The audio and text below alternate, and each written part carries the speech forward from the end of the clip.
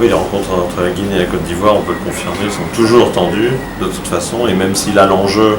c'était un petit peu affadi parce que la Guinée, dès avant le coup d'envoi, savait qu'elle était qualifiée. Ce qui n'a pas eu d'impact, je trouve, sur cette rencontre, ce qui est plutôt positif. Parce que l'envie, je pense, était plus forte encore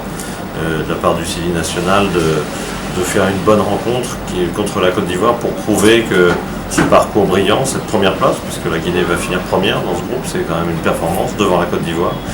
et bien que cette première place n'était pas due au hasard, qu'elle reflétait une véritable évolution et progression de l'équipe. Je trouve qu'elle a mis donc un état d'esprit très positif, malgré une première période un petit peu difficile, qui n'a pas été la meilleure période du match, comme par hasard quand la nuit est davantage tombée et que la fraîcheur est revenue, on a vu une deuxième période de très bonne qualité, notamment côté Guinée. Je trouve que de ce point de vue, la fête a été complète. Certes, il y a un résultat nul, c'est pas une victoire face à la Côte d'Ivoire, mais malgré tout, à la fois le contrat est rempli, la qualification est là, le match a été de qualité, l'ambiance, la fête autour de l'équipe entretient cette dynamique positive qui doit mener à une équipe de Guinée très compétitive pour la prochaine CAN.